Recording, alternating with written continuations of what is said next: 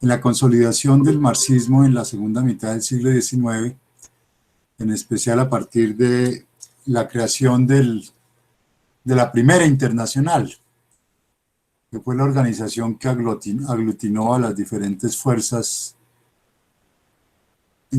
proletarias, obreras en Europa, precisamente después de las revoluciones democráticas del 48 y antes, 6 años antes más o menos de la Comuna de París. El anarquismo, como veíamos en la versión de Bakunin, pues no solamente va a defender la no existencia del Estado, la abolición del Estado es realmente la fórmula, pero también, y recalco esto para que lo tengamos presente cuando veamos el neoliberalismo, porque el neoliberalismo también está en tensión con una teoría que es, con un paradigma político que es el libertarianismo, sobre todo en el contexto anglosajón y en Estados Unidos tuvo y llegó a tener pues mucha fuerza y que incluso digamos al día de hoy eh, eh, sigue teniendo presencia. El libertarianismo, para que lo recordemos cuando lleguemos a verlo. Bueno, y lo digo porque el libertarianismo, que como su nombre lo indica, reivindica la libertad, por supuesto, también en ese punto coincide con el anarquismo. La libertad de cada uno necesariamente asume la libertad de todos, y la libertad de todos no llegará a ser posible sin la libertad de cada uno. No hay libertad real sin igualdad, no solo de derechos, sino en la realidad, libertad en igualdad, ahí está la justicia. Y por eso el anarquismo de Bakunin y de estos anarquistas van a defender la libertad, que va a ser atacada, el concepto de libertad va a ser atacado por Stalin, porque obviamente Stalin va a establecer una dictadura, y esa dictadura, por supuesto, era contraria a la libertad. Y quiero que ustedes se den cuenta de que desde muy temprano el anarquismo defendió la libertad para el socialismo, y que socialismo no significaba, por tanto, desde la interpretación del anarquismo y de Bakunin, no significaba dominación, no significaba solo dictadura del proletariado, ¿sí? Digamos, la discusión por eso tiene tanta relevancia y por eso quería también, digamos, ponerla de presente. Porque lentamente hubo dos conceptos que digamos que la misma propaganda stalinista alimentó, y era que democracia, así en general, y libertad, así en general, eran propios de la burguesía y eran conceptos de la burguesía. Y eso es falso. Esa es una estrategia del estalinismo precisamente para legitimar su propia dictadura. Así que en sus orígenes, digamos, cuando todavía el socialismo se está construyendo, la discusión no solo se dio respecto al problema del Estado, e incluso como de pronto lo vimos también o lo vemos en filosofía del derecho, no solo se da en torno a la existencia igualmente del derecho, sino también se dio en torno a la libertad y a la democracia. Entonces, esa discusión fue clave, y fue clave además en torno al movimiento, a qué debía primar, si debía primar el movimiento o debía primar el partido. Y ahí es donde Marx se aleja y toma, digamos, un camino propio. Marx va a defender el partido como tal, va a defender la organización, digamos, de cuadros, eh, que para Bakunin era supremamente, digamos, peligrosa, porque para Bakunin la vanguardia que se convierte en partido es el germen del nuevo Estado, y la revolución tenía era que acabar con el Estado. Por tanto, la defensa que empieza a hacer Marx del partido ya le sonaba a Bakunin eh, peligrosa, ya le sonaba como una manera de estar eh, incentivando y de estar organizando lo que sería pues el, el partido más tarde y lo que sería el Estado. Y ahí porque la discusión hoy en día, que ha vuelto a aparecer con con el libro de Negri y Hart, Asamblea, que veremos más tarde. ¿Sí? No sé si yo lo tengo por acá. Si lo tenía, se me... No, creí que lo tenía como a mano, pero,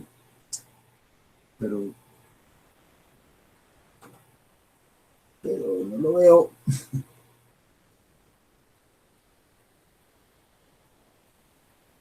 Bueno, pensé que lo tenía a mano, pero no lo veo.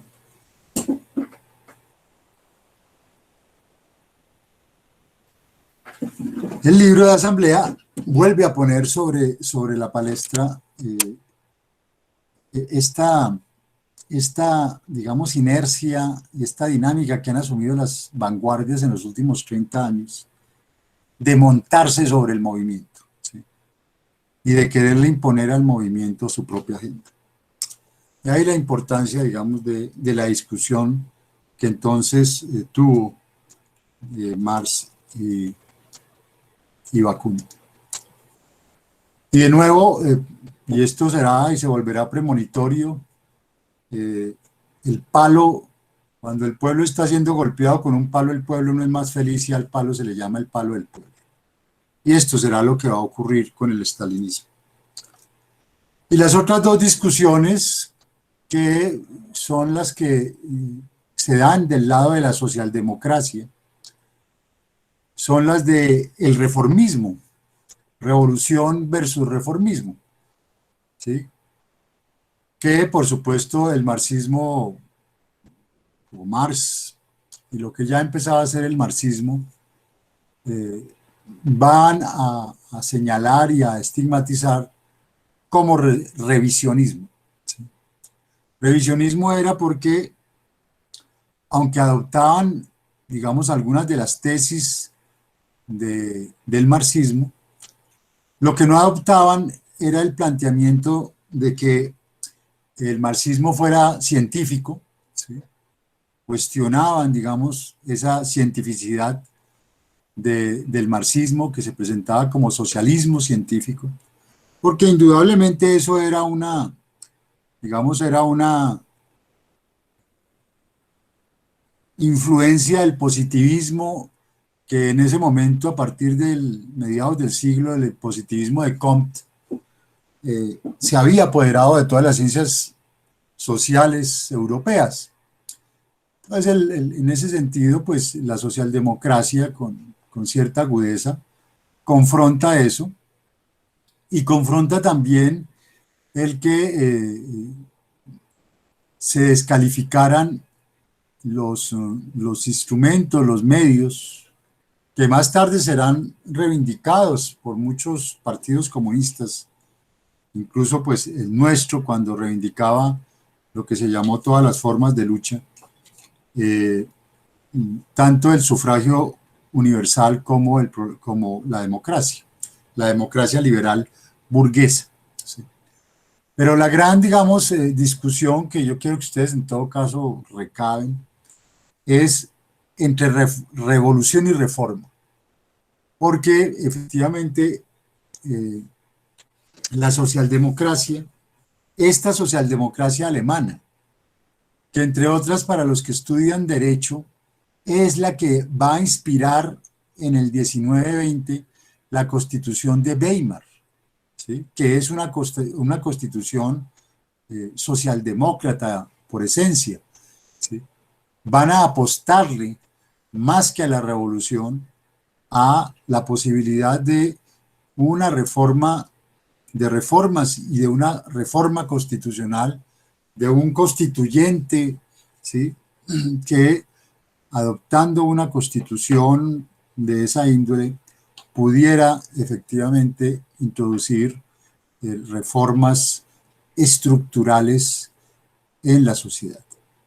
Lo cual también no solo reivindicaba la noción de democracia liberal que Marx pues había criticado durante mucho tiempo, y no solo también reivindicaba, digamos, el sufragio universal, también criticado, digamos, por Marx, sino eh, eh, reivindicaba simultáneamente pues, eh, la posibilidad de que a través del derecho, del Estado de Derecho, a través de un Estado constitucional de derecho, pudieran efectivamente realizarse eh, reformas profundas en la sociedad. Esas fueron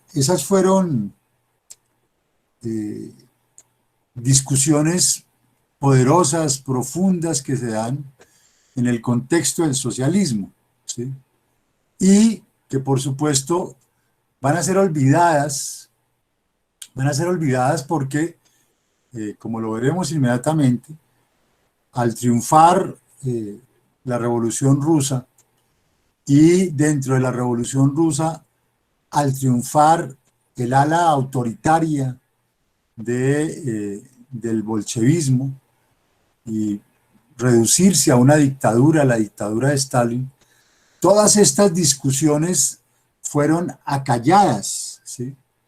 Stalin va a ejercer todo su poder ideológico para que estas discusiones, que fueron en su momento discusiones legítimas, que fueron en este momento discusiones no académicas ni siquiera, sino políticas, estas discusiones quedaran como lentamente estigmatizadas, ¿sí?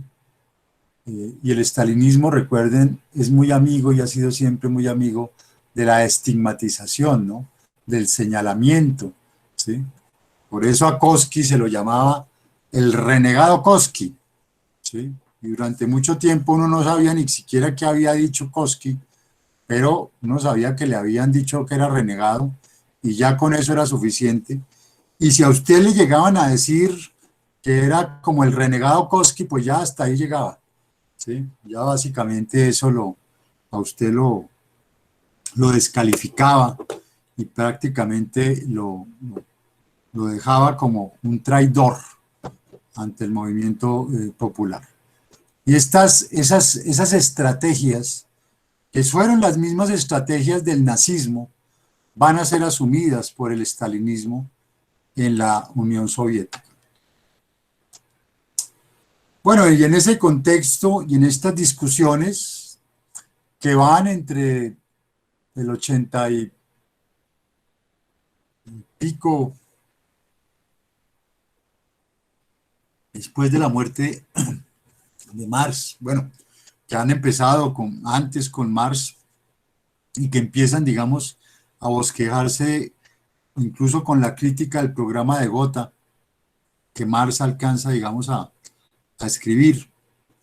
Gotha, recuerden, era el programa de la socialdemocracia, pero en ese programa ya Marx incluso cambia su posición sobre la democracia y reconoce que era necesario afianzar la democracia popular. Marx se había alejado desde su juventud del, llamémoslo así, del concepto de democracia. Había planteado la democracia había reducido la democracia a democracia burguesa y la había pues básicamente descalificado. Pero en la crítica del programa de Gotha, analizando la toma de la Comuna de París en el 71, vuelve a poner sobre la palestra el problema democrático. Entonces, en el contexto de todas estas discusiones que, como les digo, más o menos atraviesan el último cuarto del siglo XIX, llegamos a lo que va a ser ya el marxismo ortodoxo, el marxismo político, que va a estar representado, entre otros, por estos personajes: Lenin, Trotsky, Stalin, Mao Zedong. Aquí de pronto se me escapa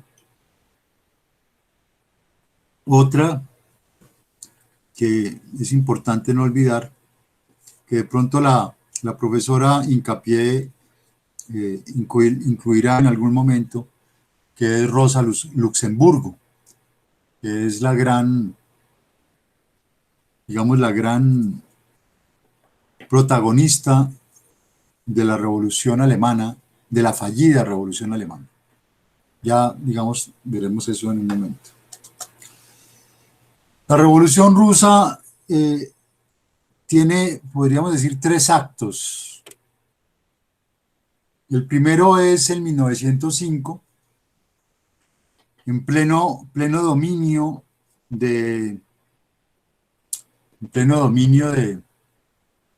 zarista, en un dominio que prácticamente era absoluto, ¿sí? Y era tan absoluto, y el zar estaba, en cierta forma, tan convencido de su poder, tan convencido de la emanación y de la legitimación divina de su poder, porque incluso los zares, más que la aristocracia europea, tenían realmente este ascendiente religioso muy marcado, ¿no? Efectivamente, se consideraban unos elegidos por Dios, ¿sí? Lo cual también, obviamente, ponía al régimen zarista íntimamente, digamos, compenetrado con la iglesia ortodoxa rusa, ¿sí? Y entonces, ese poder imbuido del zar, como ustedes lo pueden ver, incluso pues los que tengan acceso a Netflix, pueden ver una serie sobre los últimos zares, que es un recuento muy interesante, que puede complementar esto de manera muy, muy didáctica. Como ese zar estaba tan abstraído de las condiciones reales de su pueblo que no se da cuenta cómo había un enorme malestar y cómo ese malestar se iba incubando lentamente, hasta que de la nada revienta en una revolución, la revolución de 1905. Esa revolución de 1905 tiene, tiene 2 consecuencias. La primera consecuencia, digamos, institucional, es que el zar, a regañadientes, ¿sí?, acepta que la Duma, ¿sí?, que era como un espacio de concertación eh, donde tenían asiento pues la burguesía liberal, básicamente rusa, los comerciantes, los industriales, ¿sí?, tuviera una mayor injerencia pudiera ser en un momento dado consultada para ciertas medidas por parte del zarismo. Eso sin duda en un contexto tan autoritario como el ruso, ¿sí? Porque Rusia es una cultura política absolutamente súbdito patriarcal, ¿no? Era la figura del padre zar, la figura de la madre Rusia, que son unos conceptos que, sin embargo, no han desaparecido, ¿no? Hoy Putin es básicamente el nuevo zar, como en su momento fue un zar de izquierda Stalin, ¿sí? Es decir, se montan sobre una figura carismática, interiorizada en el pueblo, que ven en el zar realmente el padre, ¿sí? El padre, el gran padre, y que ven en Rusia la madre patria. El concepto de madre patria ruso es poderosísimo. Incluso en Chernobyl, el sacrificio que tuvieron que hacer millones de trabajadores y soldados, ¿sí? Se hizo otra vez invocando eh, la, el, a la madre patria, ¿sí? A la madre Rusia.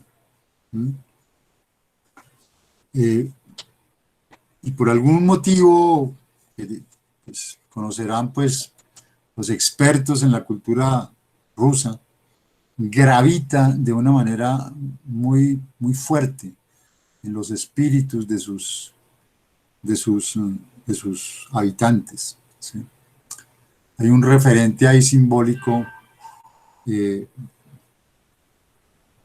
de, de una influencia eh, estructural eh, que va más allá, digamos, incluso de lo que uno puede conocer en nuestros contextos. No es solo la patria, sino es también la visión de la madre tierra, ¿sí?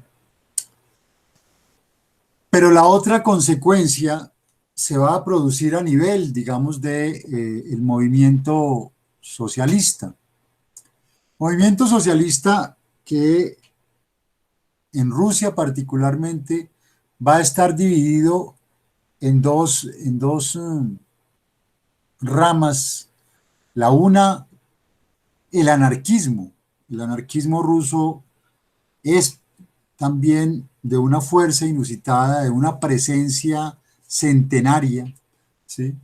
Es un anarquismo que tiene unos lazos muy estrechos con la misma religión ortodoxa, con la misma religión, sí, con la misma iglesia ortodoxa rusa, ¿sí?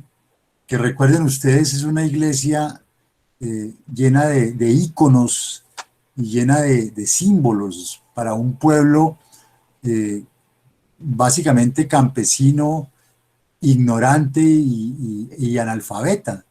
Entonces, lo que no podía comunicarse, digamos, de manera letrada, se comunicaba a través de todas estas imágenes visuales que la Iglesia Ortodoxa estimulaba. Y entonces, eso hace que el anarquismo tenga también una fuerza enorme en el campesinado e incluso en el proletariado ruso, ¿sí? Que desde Pedro el Grande, en la asimilación que se ha hecho de Occidente y de sus procesos de industrialización, también se ha ido constituyendo, digamos, en Rusia como una fuerza significativa, no una fuerza poderosa, no una fuerza única, no una fuerza como podría encontrarse, digamos, en el capitalismo occidental, pero sí indudablemente una fuerza relevante, ¿sí? Entonces ese anarquismo tiene una figuración también eh, muy fuerte en el contexto de la Rusia zarista. Y el otro flanco, digamos, es el flanco que se va a desarrollar desde ya el marxismo propiamente dicho. Aquí vale la pena poner de presente que desde, desde la muerte desde los últimos años incluso de Marx, ¿sí? Que muere en Londres porque se había ido a Inglaterra casi que a esperar la revolución, convencido de su socialismo científico, convencido de que efectivamente la revolución solo se podía dar en un sistema capitalista avanzado.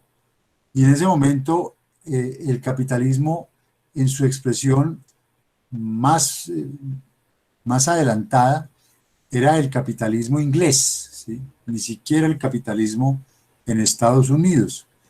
Entonces, en cierta forma, Marx va a Inglaterra porque después de pasar pues, por todos los países europeos y ser expulsado por todos los países europeos, llega finalmente a Inglaterra, donde será sostenido por Engels, ¿sí? Él y su familia. Y de ahí porque la mayor parte de su obra se escriba, El Capital, el tomo que publica Marx con su nombre y los otros dos tomos del Capital que son redactados a partir de las notas de Marx que Marx ha desarrollado, redactado ya finalmente por Engels, ¿sí? Quien las recoge y las organiza y las publica más tarde. Pero realmente Marx solo publica el primer tomo del Capital. Los otros dos tomos son organizados a partir de los apuntes de Marx por Engels. Y el cuarto tomo, que hubiera sido el más interesante, porque era el tomo sobre el Estado, ¿sí? El Estado social, nunca, nunca se conoció, digamos, se anticipó en cartas, en testimonios de Marx, pero nunca se conoció. Entonces, al final de sus días, Marx comienza, es decir, en los últimos 5 o 6 años de su vida, es que Marx se acerca a la situación rusa, ¿sí? Porque casualmente, paradójicamente, ahí el marxismo empieza a tener un impacto, ahí el marxismo empieza a tener, una, una asimilación que incluso al mismo Marx le sorprendía, ¿sí?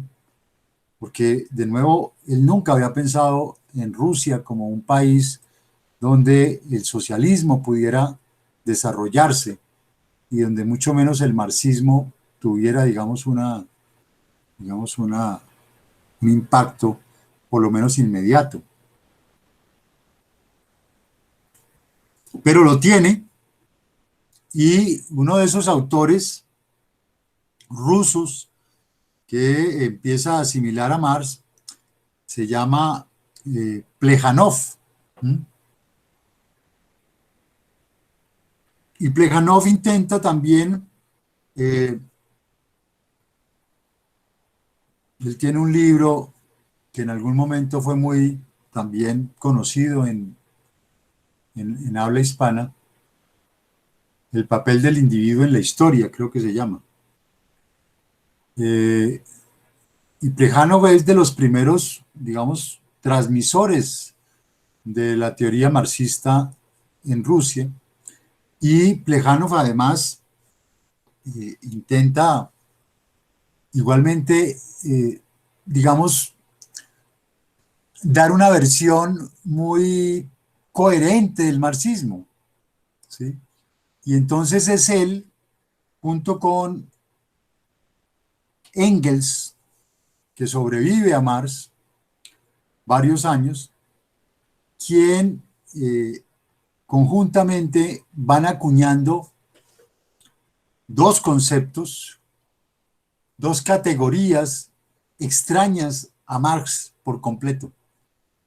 La primera es la del materialismo histórico, ¿sí? Marx, como vimos en la ideología alemana, adopta el materialismo plantea es la concepción materialista de la historia para enfrentarse a la concepción idealista de la historia. Pero Marx no es que desarrolle propiamente un materialismo histórico con bases materialistas feuerbachianas. Él indudablemente asume elementos de Feuerbach, pero en las tesis sobre Feuerbach también critica a Feuerbach, ¿sí? En las tesis sobre Feuerbach es claro que Marx ve en Feuerbach sin duda una reivindicación del materialismo, pero que Feuerbach se queda atrás de lo que para Marx era indudablemente, digamos, el gran aporte al pensamiento que había sido la dialéctica hegeliana. Si ustedes me preguntan, ¿Marx es más materialista que dialéctico? Yo les diría no, Marx es más dialéctico que materialista. El problema del materialismo era un problema filosófico y ya Marx simplemente desborda eso, ¿sí? Desborda eso. Él no se iba a quedar ranchado en una discusión filosófica porque él ya tenía claro que el problema no era ni siquiera filosófico, el problema era un problema de crítica de la economía política, que es a lo que él después del 44 transita, ¿sí? Pero precisamente por este carácter, eh, por este carácter religioso, mesiánico, sería la palabra, este carácter mesiánico de las masas rusas, los primeros receptores de Marx, Plejánov, el más importante, intentan precisamente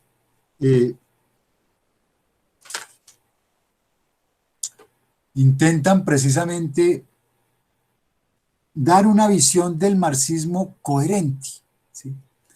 Porque era necesario, ¿para qué? Pues para adoctrinar, ¿sí?, a un pueblo que estaba acostumbrado no a filosofar como podía ser el europeo o a tener unos marcos de interpretación más profundos eventualmente, sino que tenía, digamos, necesidad, lo voy a decir en estos términos sin querer ser ofensivos, de panfletos que permitieran, digamos, comprender de qué les estaban hablando, ¿sí? Básicamente, había que entonces organizarles el marxismo como un panfleto.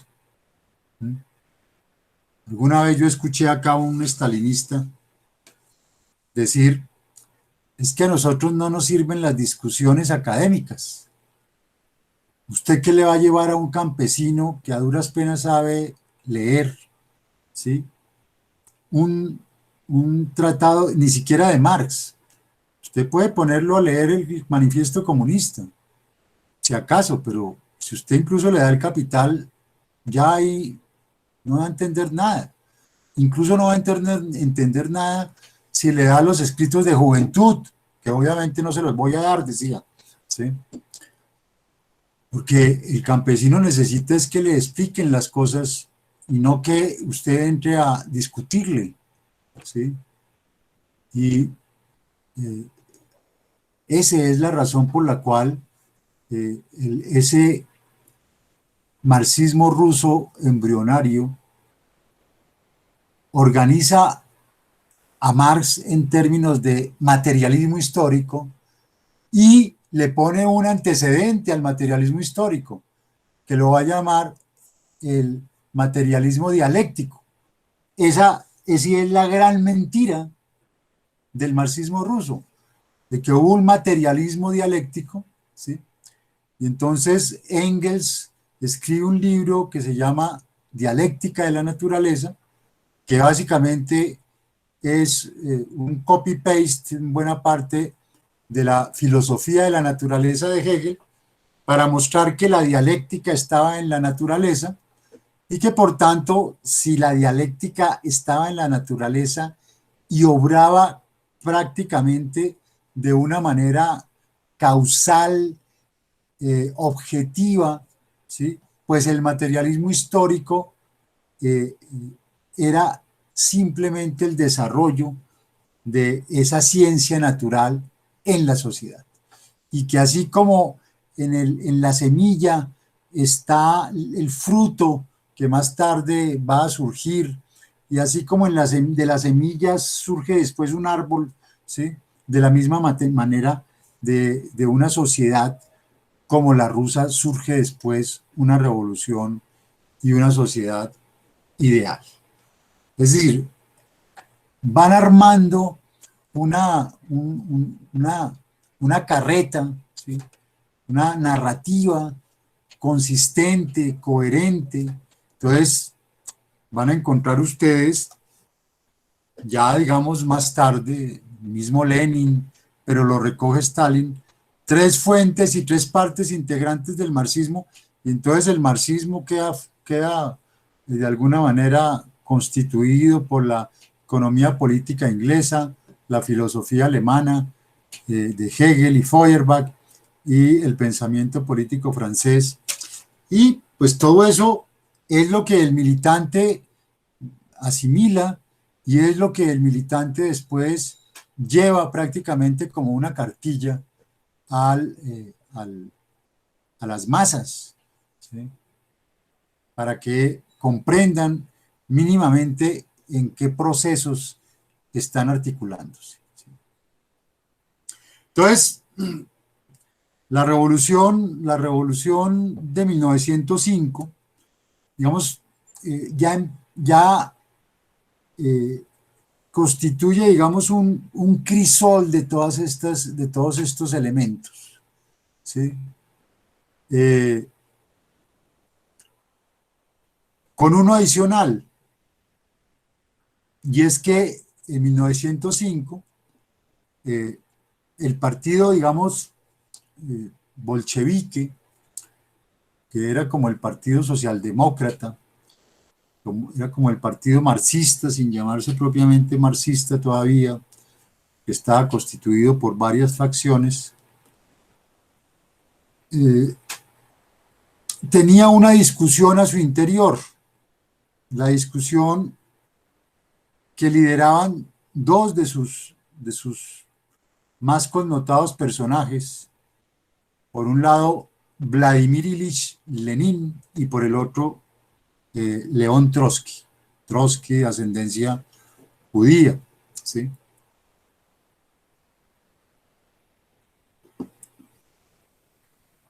Lenin defiende en este momento, en 1905, una revolución de obreros de obreros y campesinos, ¿sí? En cierta forma, apoyando a la burguesía por el estadio todavía semifeudal y feudal de Rusia. Pero ya en este instante, León Trotsky plantea que, por lo que alcanza a ver, por lo que alcanza a darse en este conato de revolución, que la revolución tiene que ser socialista. Y esa es la gran discusión que va a dividir a Lenin y a Trotsky y a los bolcheviques, bueno, al partido bolchevique durante mucho tiempo, ¿sí? Entre dos facciones, la bolchevique, que eran los menos, y la menchevique, que eran los más, ¿sí? Pero con la Revolución de Febrero es interesante por lo siguiente.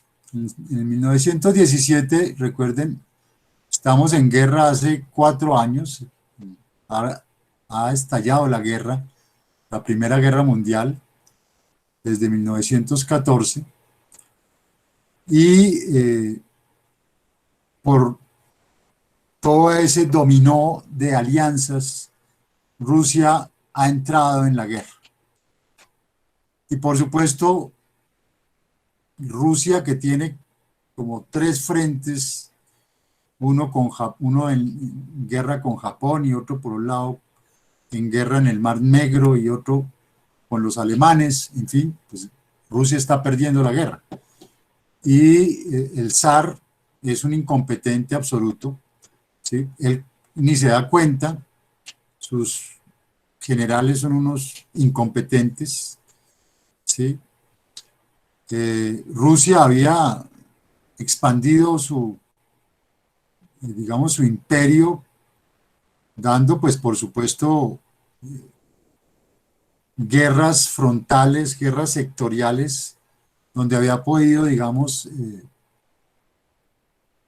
concentrar, pues, la mayoría de sus fuerzas armadas, pero ya cuando tienen tres frentes de tal envergadura, pues la cosa se le pone muy complicada al zar.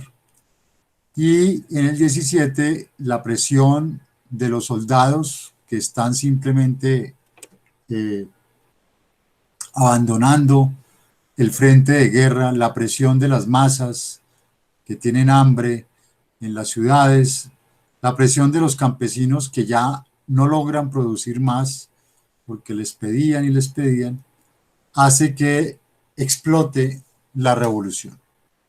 Pero esa revolución del 17 es una revolución democrático-burguesa. Eso es una revolución que va a ser liderada por la burguesía liberal y que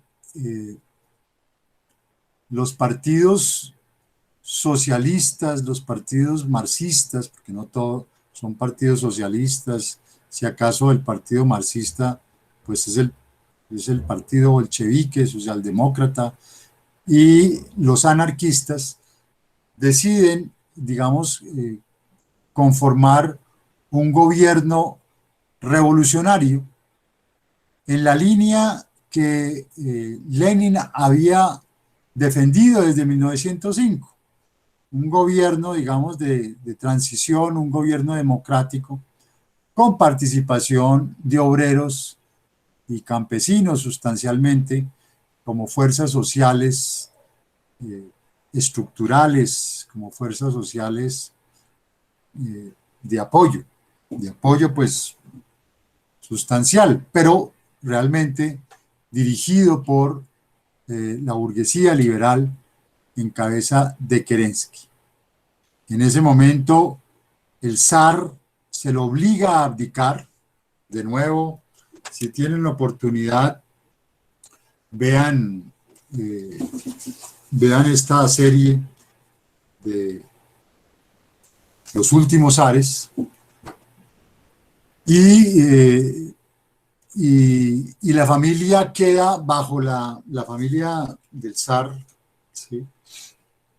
Queda bajo el cuidado de la, de la Duma, ¿no? Pues, ¿sí? Que ya entonces adquiere pues una figuración estructural como una especie de parlamento, de congreso, ¿sí?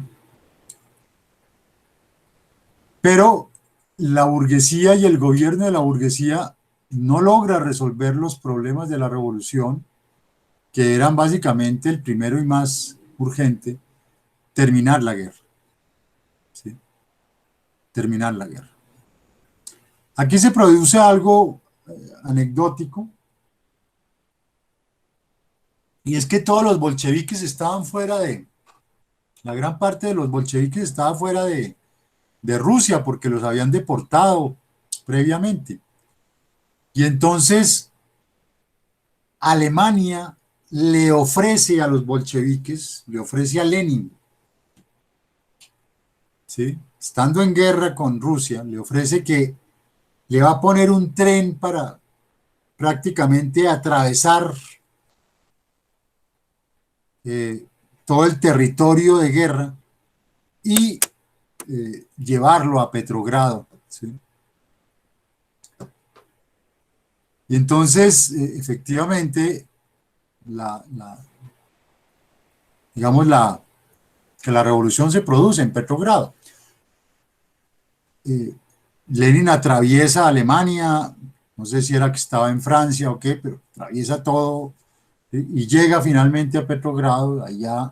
Allá es, incluso comentaba en algún momento que todavía la internacional no, no ha sido adoptada propiamente como el himno de la revolución, y que cuando llega Lenin a Petrogrado lo reciben al tono de la marsellesa, que había sido, digamos, el himno de la Revolución Francesa, que en cierta forma había sido heredado por las revoluciones, por los procesos revolucionarios desde ese momento.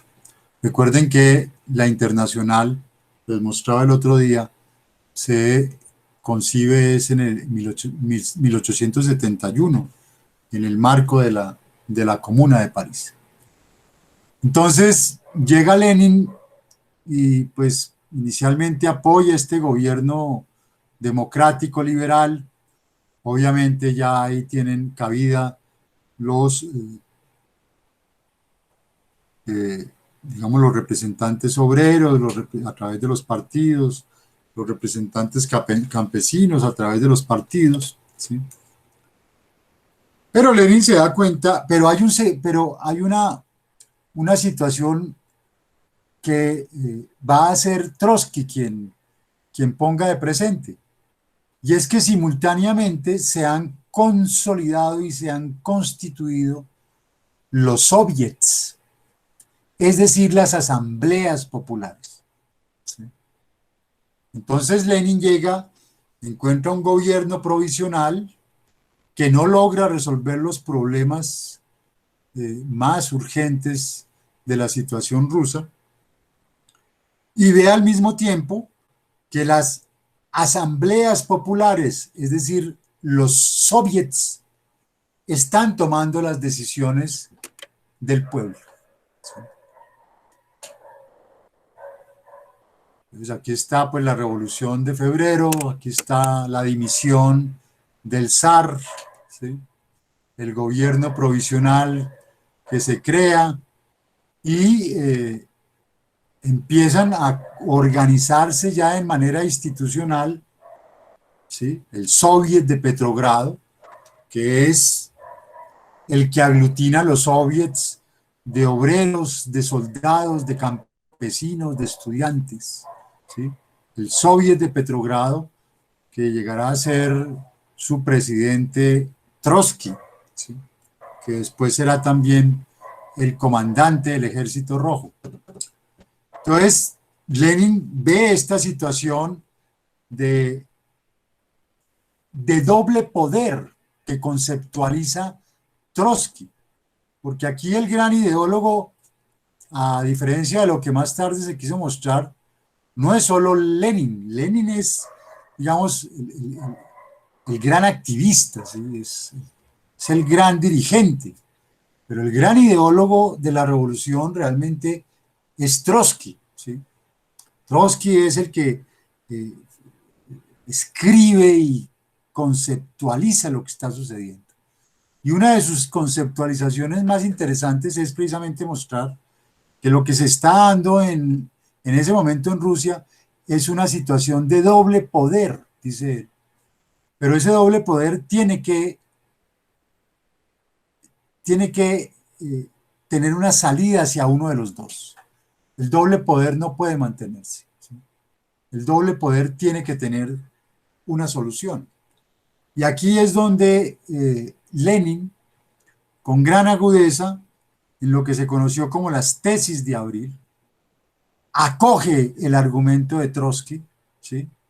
Y plantea la famosa consigna de los bolcheviques, por la cual los bolcheviques también asumen de alguna forma el liderazgo del conjunto de los partidos, ¿sí?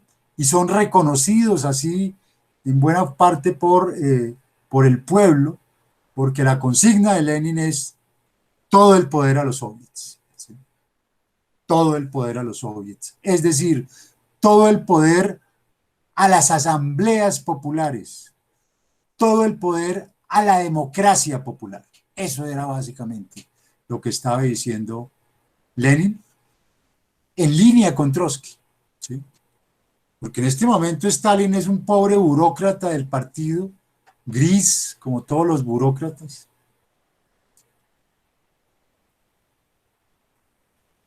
con muy poca imaginación, obviamente. Stalin no sabe, él no sabe ni para dónde va nada, no sabe para dónde va a coger eso. Él no tiene la capacidad, digamos, de comprender y de conceptualizar este proceso histórico. Eso lo hace Lenin y lo hace Trotsky.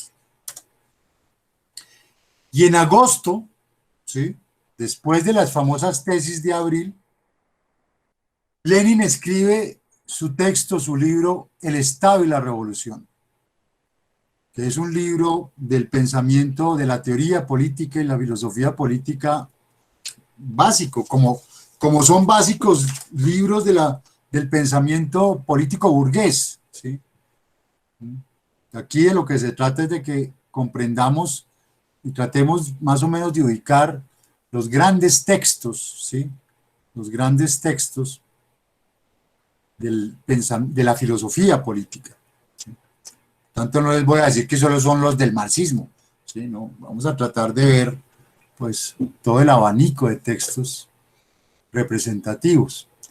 Entonces Lenin plantea aquí su famosa fórmula que tiene como objetivo ganarse a los anarquistas, ¿sí? Porque los anarquistas vienen defendiendo desde la revolución, desde la toma desde la Comuna de París, venían defendiendo eh, la tesis de Bakunin de la abolición del Estado, de que en el momento en que se produce una revolución, se abole el Estado, se acaba el Estado. Recuerden que el Estado, para Bakunin, no podía, digamos, defenderse. Esa es su gran pelea con Marx.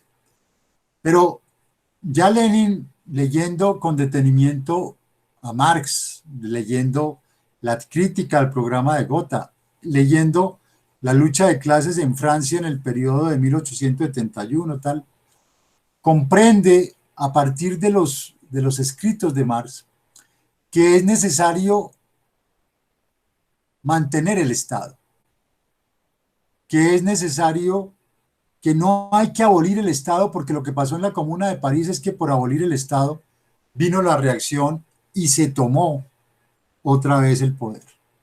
Entonces, Lenin opone a la abolición del Estado la extinción del Estado, pero en una fórmula muy paradójica, porque la extinción del Estado se da en dos momentos. En un primer momento, el Estado se fortalece como dictadura del proletariado contra la burguesía, ¿sí? Dictadura del proletariado contra la burguesía, asimilando la democracia popular, ¿sí? Y ya en el comunismo el Estado se extingue, ¿sí? Esa fue la fórmula, casi que la fórmula conciliadora con el anarquismo, ¿sí?, para que el anarquismo apoyara el proceso revolucionario. Que el anarquismo en todo caso tenía frente a los bolcheviques las mismas, digamos, las mismas prevenciones que Bakunin frente a Marx. Entonces otra vez nos están metiendo el partido y el Estado, y esto ya sabemos a dónde va a conducir. Y así fue, ¿no? Entonces se produce la revolución de octubre, que ya es una revolución socialista. La revolución de febrero es una revolución democrático-burguesa.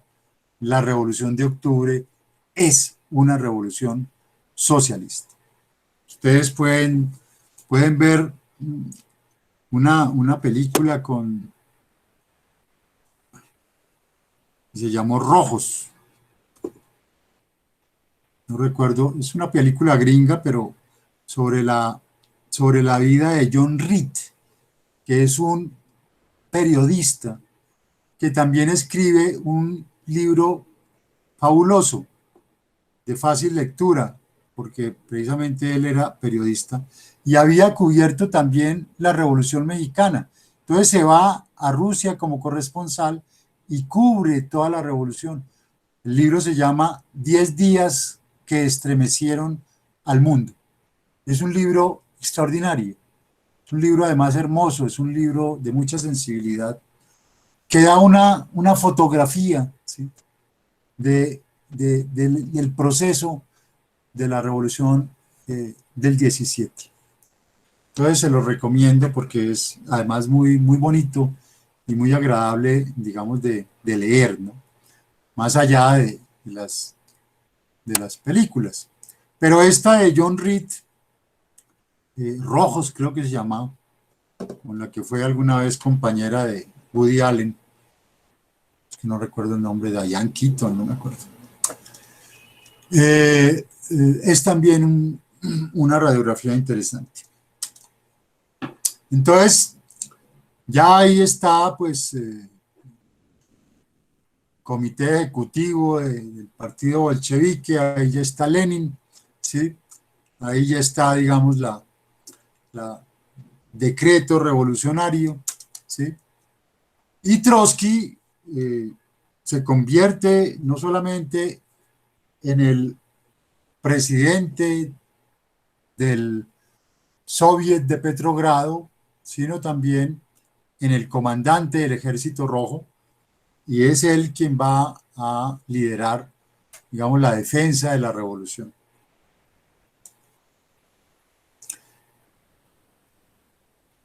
En el entretanto, este es el texto de Trotsky, La Revolución Permanente.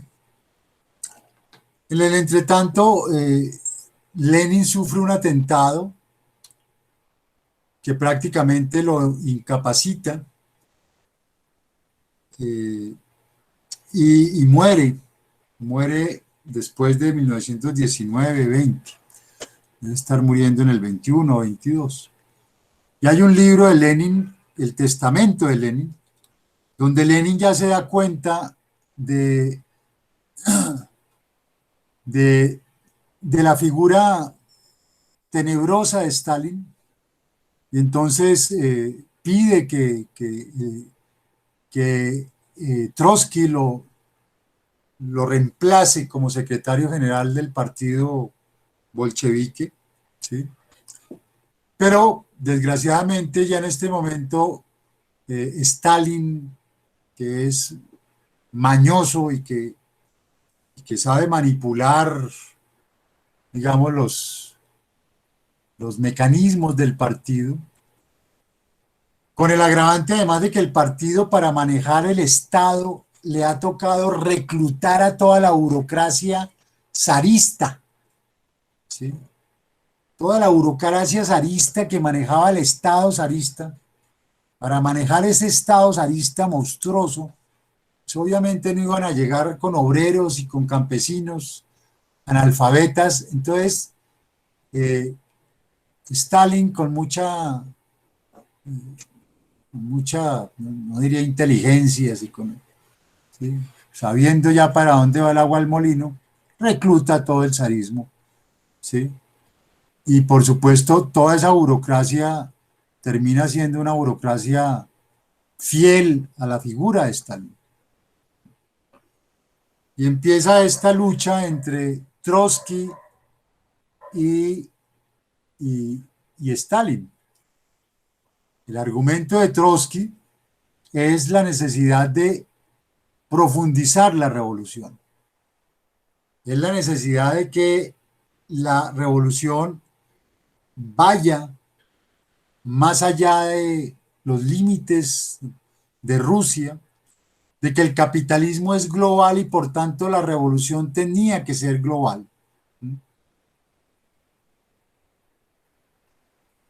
Y que por lo mismo, aunque había sido una revolución obrero-campesina, había igualmente que profundizar la lucha contra la burguesía nacional, y que los objetivos democráticos de la revolución, los objetivos democráticos como la nacionalización del transporte, la nacionalización de la industria, ¿sí?,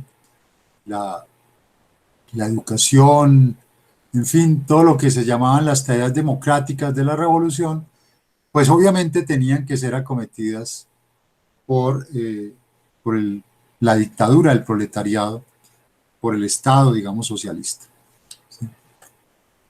Y enuncia lo que va a ser una de sus principales herencias teóricas y conceptuales, que es la ley del desarrollo desigual y combinado, que es con la que más tarde vamos a explicar el porqué del capitalismo, por esa ley de desarrollo desigual y combinado, tiene centros avanzados, tiene centros desarrollados, en este caso el norte, ¿sí? Europeo, estadounidense, ¿sí? Y tiene una periferia subdesarrollada. ¿Sí? La teoría de la dependencia, digamos, rasguña esto, este planteamiento, pero ya Trotsky en realidad lo había desarrollado. Y por eso en los mismos contextos nacionales hay centros desarrollados, porque aquí en Colombia hemos llamado el centralismo, y toda la periferia alrededor es profundamente miserable. ¿Sí? La condición del desarrollo del centro siempre es la miseria de la periferia. Pero frente a este planteamiento de Trotsky, que se condensa en el 24, ¿sí? Me adelanto un poco, pues Stalin va a desarrollar su tesis de el socialismo en un solo país. Y un poco, digamos, que tengo aquí, la figura de Trotsky es una figura muy interesante, sugestiva. Quienes hayan leído La montaña mágica, que para mí junto a por quién doblan las campanas, son de las grandes obras literarias del siglo XX. ¿Sí? Eh, en La montaña mágica, Thomas Mann recoge de Trotsky el personaje de León Nafta, ¿sí? Que es un sacerdote jesuita, marxista, que tiene unas discusiones muy profundas con un humanista italiano que se llama Settembrini. ¿Sí? Lo digo porque para que ustedes comprendan que la figura de Trotsky fue una figura de talla universal. ¿Sí? Fue un intelectual, como pocas veces encuentra uno, como encuentra, mejor dicho, digamos, esporádicamente en la historia de la humanidad. ¿Sí? Realmente una persona de un pensar y de una proyección en su línea, digamos, marxista como pocas. ¿Sí? Un personaje de talla universal.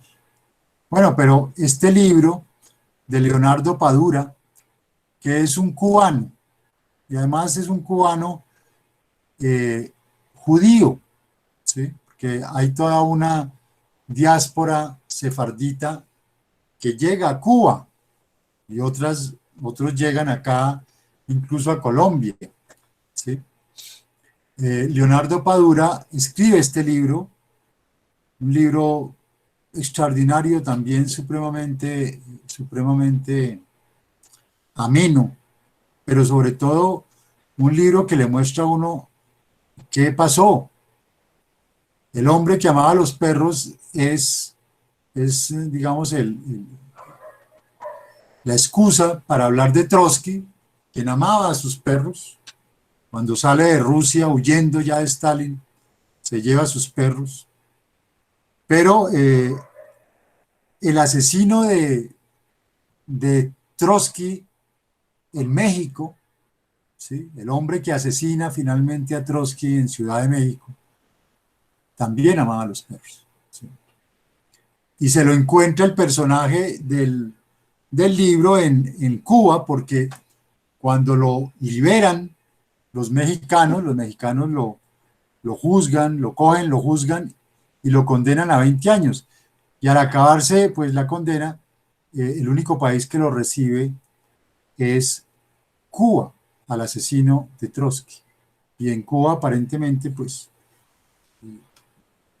no muere, pero sí está un buen tiempo, si no estoy mal hasta la caída, creo que hasta la caída del muro de Berlín, o por esos años. Y entonces ese asesino también amaba a los perros y Padura muestra quién era, era un militante del Partido Comunista Español que que es preparado por Stalin directamente. Stalin da la orden, lo reclutan en España, ¿sí? Lo preparan en Rusia y lo envían a infiltrarse en el círculo de Trotsky hasta que se gana su confianza y en una jornada de tomando café donde iba asiduamente con un, con un, con un pico de, de escalar, con un picayelo, asesina a Trotsky. Entonces, lo que tienen en común los tres en el libro de Padura es su amor a los perros. Y ahí viene este personaje oscuro, ruin, tan ruin como Hitler, ¿sí? Así supuestamente se hubiera escondido y se hubiera mimetizado tras las banderas nobles del socialismo, pero Stalin es un dictador y es un dictador sanguinario, ¿sí? Tan sanguinario como pudo ser Hitler. Y él, pues con mucha agudeza, sencillo, básico, pues él va a defender frente a la revolución permanente de Stalin, de Trotsky, el socialismo en un solo país. Y obviamente, pues con esto también se gana pues el apoyo, se gana y lo impone el apoyo, digamos, de, las, de los círculos cercanos del partido bolchevique.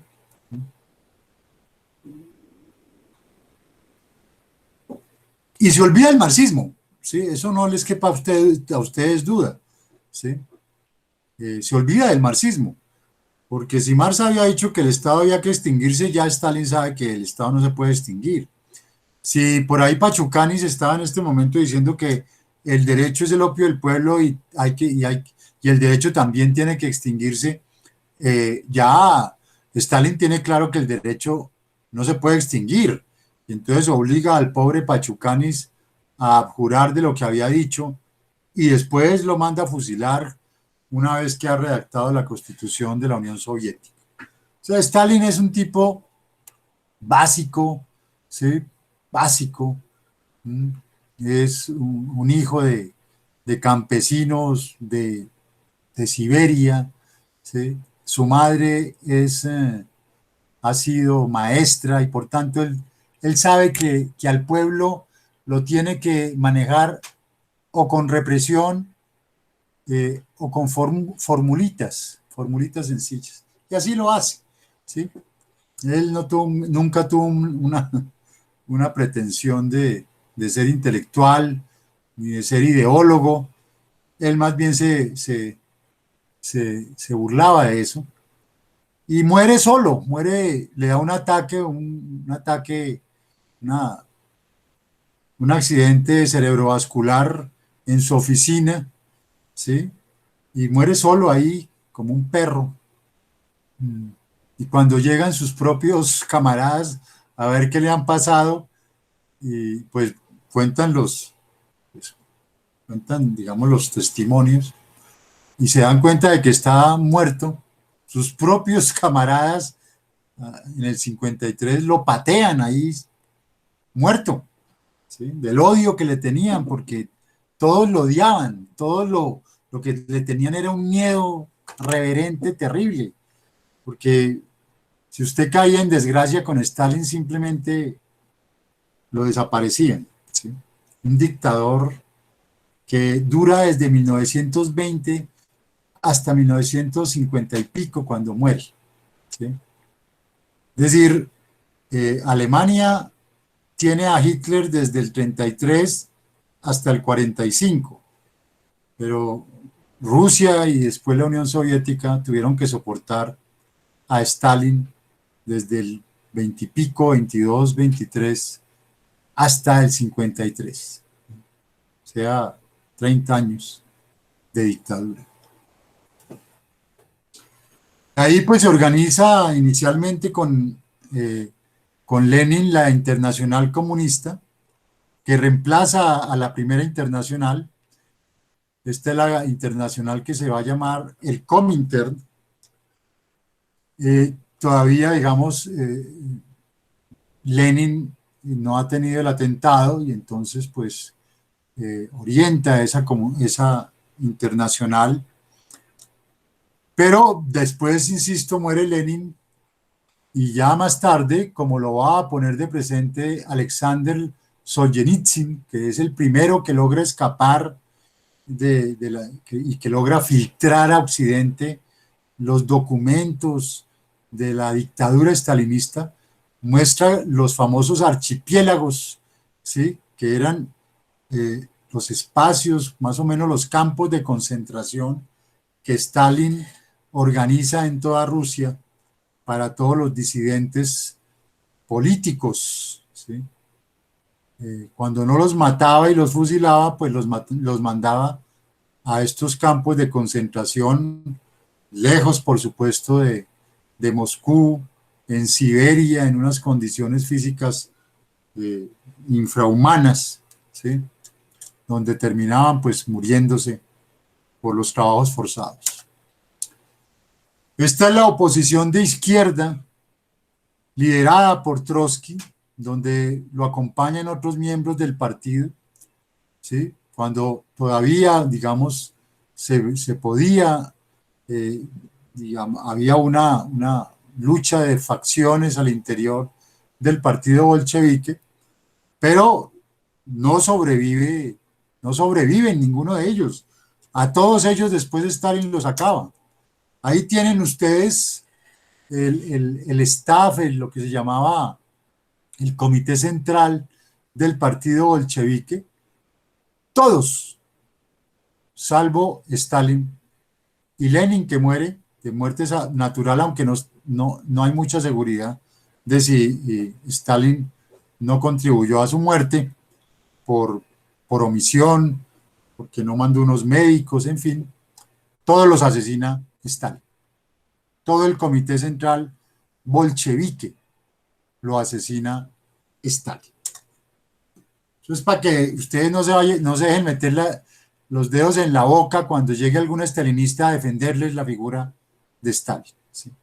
Stalin fue un dictador y lo que logró en la Unión Soviética, que sin duda la hace pasar de un país semifeudal a un país que de alguna forma peleó la hegemonía mundial con Estados Unidos, pero lo hizo a punta de una dictadura, ¿sí?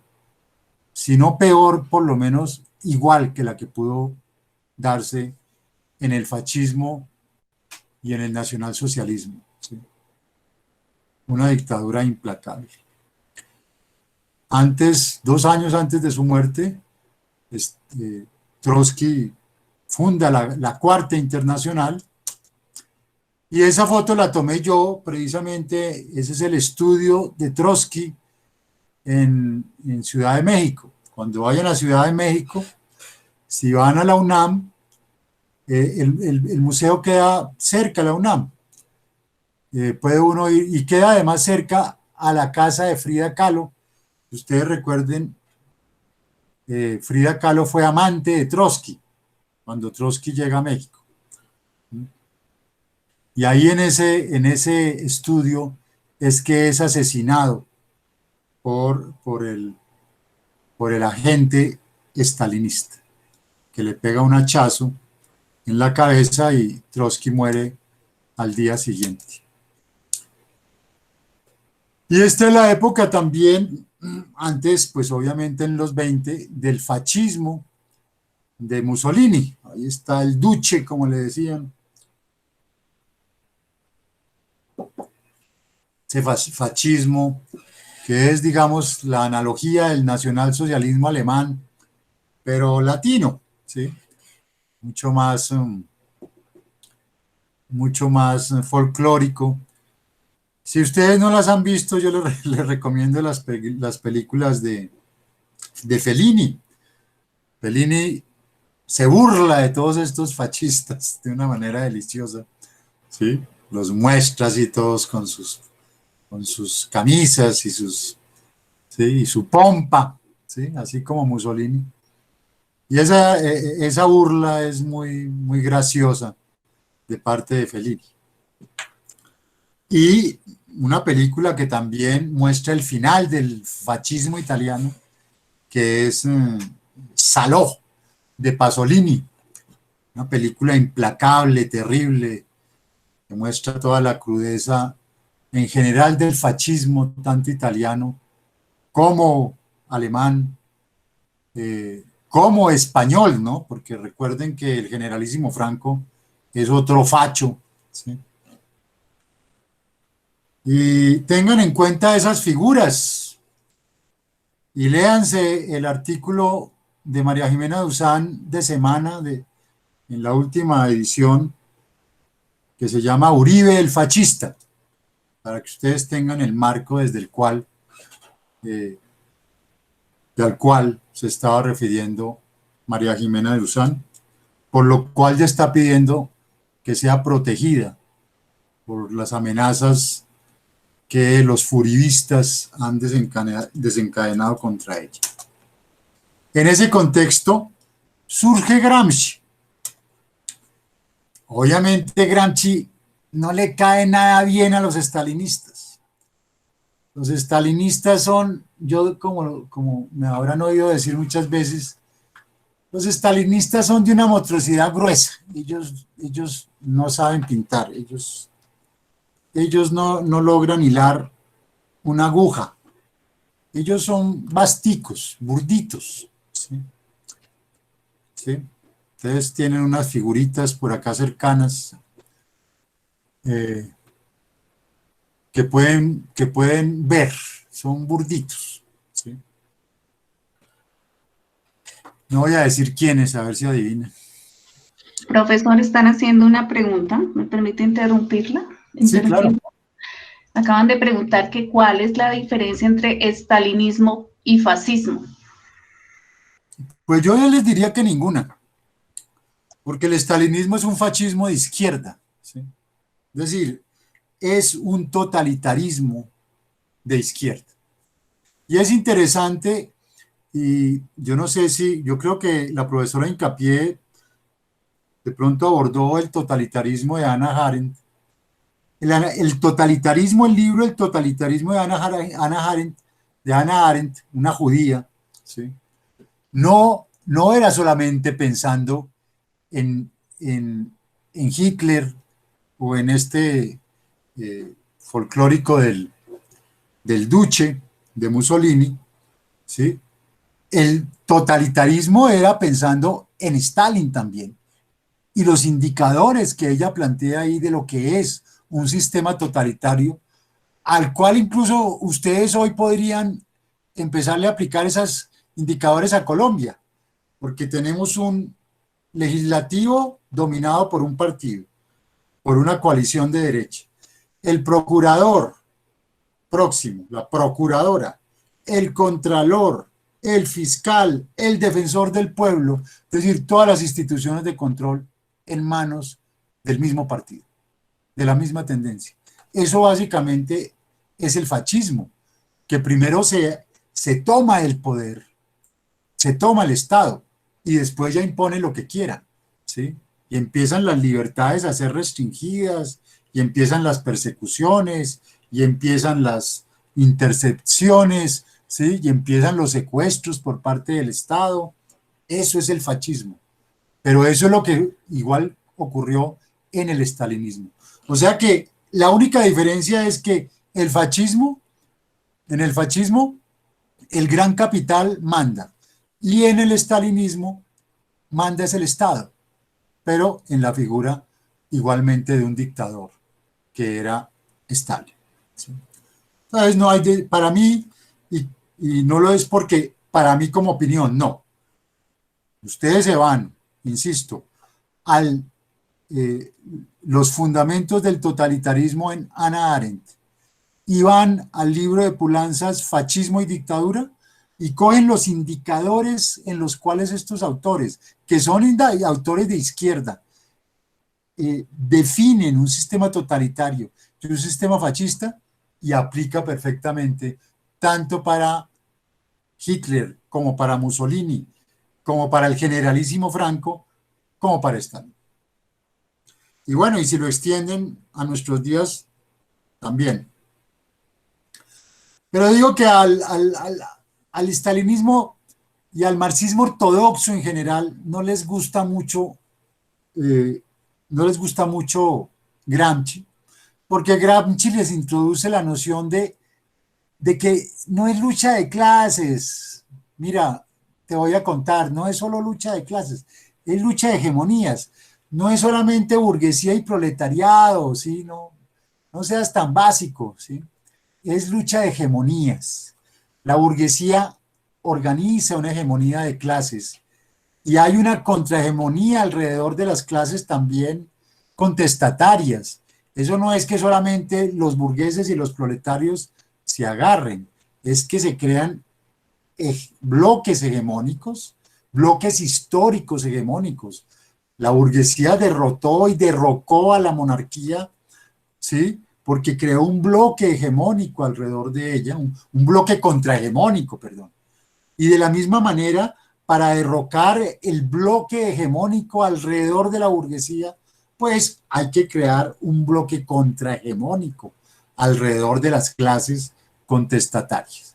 Entonces, eso de la lucha entre burguesía y proletariado, a mediados del siglo XIX, sí, bueno, como Marx lo veía, sí, bueno, pero la cosa es más compleja, la cosa es más fina, ¿sí? Por eso Gramsci ya es la motricidad fina dentro del marxismo. Y obviamente en ese contexto el papel de la ideología es clave porque el militante es básicamente un intelectual orgánico, es un ideólogo, tiene que tratar de efectivamente ganarse a la gente, explicarle la cuestión, explicarle el bloque hegemónico y el bloque contrahegemónico, ¿sí? Mostrar cómo es todo un proyecto histórico, ¿sí? No es solamente decir que la burguesía es mala y el proletariado es bueno, ¿sí? Que aquí están los buenos y allá están los malos, porque esa es obviamente la distinción amigo-enemigo desde la izquierda. No, la cosa tiene que aplicársele motricidad fina, póngale pincel, ¿sí? Haga planitas para que escriba bien, ¿sí? Desarrolle esa motricidad fina. Y ahí viene ya Mao Zedong, que también se inscribe dentro de la ortodoxia, ¿sí? Lo que pasa es que Mao Zedong sí se le para a Stalin. Se le para a Stalin porque Mao Zedong al comienzo es muy juicioso. Mao Zedong le hace caso al Comintern, le hace caso a la Internacional Comunista, que ya en esa época, 1924, está siendo orientada por Stalin. Entonces Stalin lanza una estrategia que ha sido también muy confrontada, porque para algunos fue una estrategia para lograr consolidar el socialismo en su país, para que no se le votaran encima a Rusia, ¿sí? Para lograr de alguna manera amortiguar, neutralizar el papel de, de los países enemigos de esa Rusia revolucionaria en ese momento. Y esa estrategia era que había que unirse con la burguesía, ¿sí? Imagínense digamos, la línea de la Comintern. Es la Internacional Comunista, pero llama a los partidos comunistas a unirse a unirse con la burguesía para poder llevar a cabo revoluciones democráticas, no revoluciones socialistas, y más bien para oponerse a los sectores latifundistas, a los terratenientes, ¿sí? Más o menos, digamos, esa fue en un momento la estrategia de la Comintern. Mao Zedong, muy juicioso, organiza los obreros, no recuerdo, creo que primero en Pekín, se une y se alía con Chiang Kai-shek, el que después va a crear la China nacionalista, que ya es de China, ¿sí? Y Chiang Kai-shek, que es otro dictador despiadado, en cuanto tiene reunidos a todos los obreros del Partido Comunista Chino, ¡guas! Los mata, se devuelve y los mata. 2 millones de muertos en Pekín. Después insiste Stalin, no, eso fue pues problemas ahí que hubo, malentendidos, ¿sí? Arreglemos las cosas porque hay que oponerse al imperialismo japonés, hay que oponerse a los grandes terratenientes. Únase otra vez con Chiang Kai-shek, en Shanghái otra vez 4 millones de chinos muertos por Chiang Kai-shek, porque el problema en China es que cuando matan gente, eso es por millones, ¿no? Eso no es de a poquitos, sino por millones. Bueno, después de eso, ¿qué pasó? Pues que toda la base social del proletariado, prácticamente el proletariado había quedado diezmado, ya prácticamente no había proletariado. En China lo único que quedaba era el campesinado. Entonces Mao Zedong rompe con Stalin, no de manera explícita, sino con la línea stalinista de seguirse uniendo con la burguesía, por lo menos con Chiang Kai-shek, ¿sí? Y empieza lo que se conoció como la Gran Marcha, ¿sí? Y la Gran Marcha fue ir liberando todas las regiones por donde pasaba el Ejército Popular de Liberación. Ya, digamos, Mao Zedong se olvida del partido, porque el partido ya lo habían diezmado, lo habían acabado. Y lo que organiza entonces es en el campo el Ejército Popular de Liberación, y por donde pasa el Ejército Popular de Liberación, le entrega la tierra a los campesinos. La tierra para el que trabaja, la tierra para los campesinos, y así entonces Mao Zedong se va ganando a todo el campesinado, y todo el campesinado se vuelve la fuerza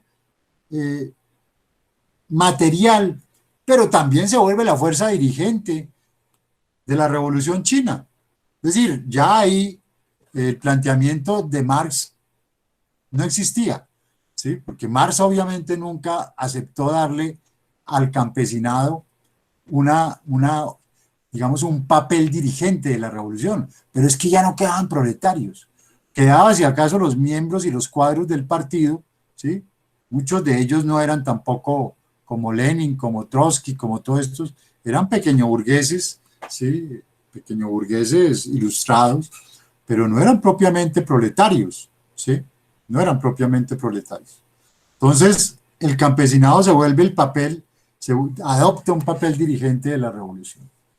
Pero obviamente el proceso chino que tiene en esa liberación, digamos, y en esa liberación, digamos, de la propiedad rural, un elemento central, su gran contradictor es el imperialismo japonés, que ha conquistado buena parte de China.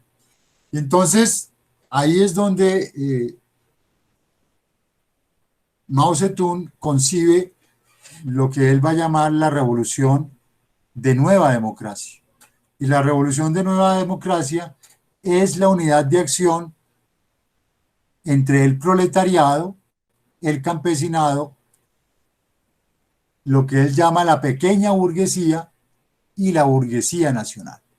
Y esas 4 clases se unen para iniciar ya y para construir un nuevo tipo de Estado, un Estado donde coinciden las 4, ¿sí? Pero, que era por supuesto totalmente diferente a esa dictadura del proletariado de la que había planteado en un momento dado Lenin y Trotsky. ¿Sí? Se da una revolución que va a tener unas particularidades porque es una revolución democrática, antiimperialista, antifeudal y en parte también socialista. ¿Sí? Pero sin duda China es una conjunción ahí de estrategias tanto políticas como revolucionarias como económicas, que de alguna manera es a lo que hemos llegado en el día de hoy. ¿Sí?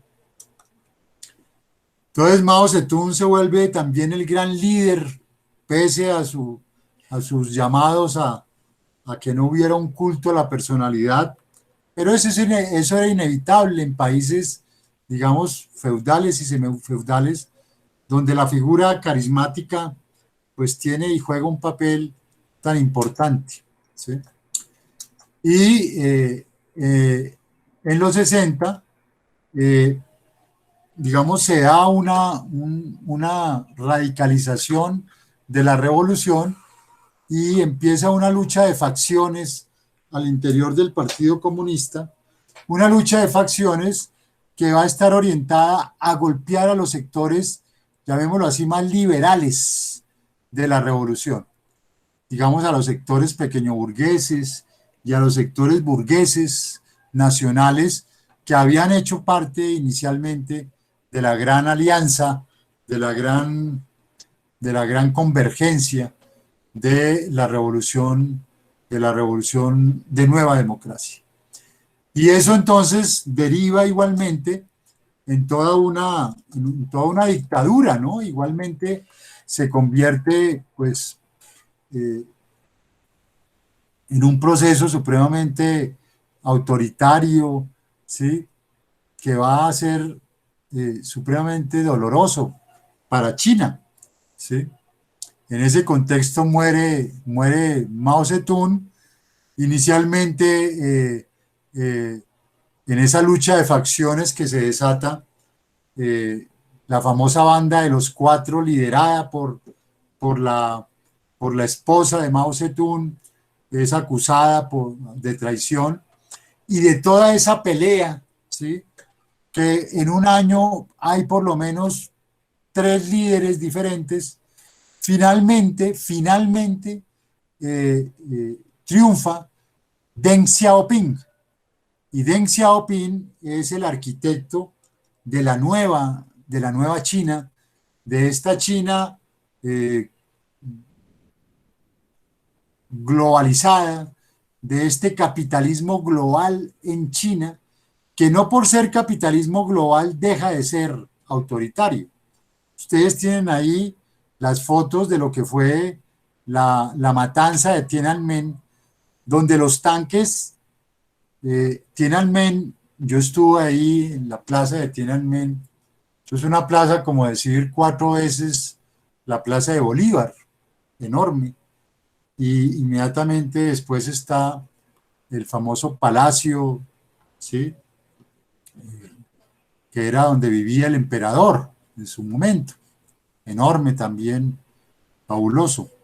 Bueno, esa plaza, la plaza de Tiananmen, en 1989, en el marco, digamos, de estas aperturas democráticas que se estaban dando, también con la caída del muro de Berlín y también, digamos, con el fin de la Unión Soviética, esa plaza es arrasada por los tanques, es decir, los tanques pasan por encima de los que estaban ahí, ¿sí?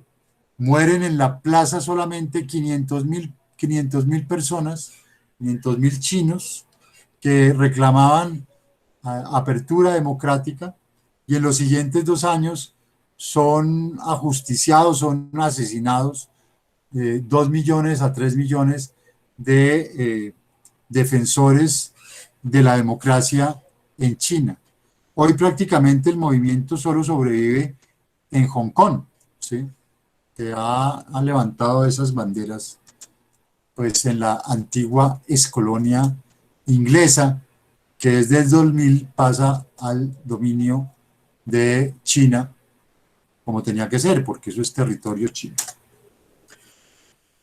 Lean este libro, también es el testimonio de 3 generaciones de mujeres, se llama Cisnes Salvajes, 3 generaciones de mujeres que relatan precisamente de desde la revolución de Mao, después desde la revolución cultural y finalmente pues la apertura final que se hace en China, todo ese trayecto.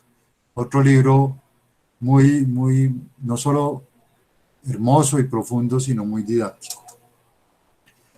Entonces, concepto de lo político, se exacerba la dictadura del proletariado. Perdón, la dictadura del proletariado exacerba, por supuesto, la distinción amigo-enemigo, ¿sí? Entonces, la distinción amigo-enemigo se resimboliza en términos de burguesía-proletariado. Y esa dictadura del proletariado se exacerba esa distinción amigo-enemigo en el socialista. Concepto de lo político, dictadura del proletariado. Concepción de democracia, democracia popular, democracia de los soviets y poder constituyente, el Partido Revolucionario, que se vuelve, digamos, en el gran protagonista de la revolución. Bueno, ahí terminamos entonces el marxismo ortodoxo y seguiremos en la próxima sesión con el marxismo heterodoxo de la Escuela de Frankfurt, que era realmente el leitmotiv de esta unidad, pero he querido mostrarles pues todo el contexto, porque no podemos entender el marxismo heterodoxo sin comprender el marxismo heterodoxo y obviamente sin haber ido a Marx.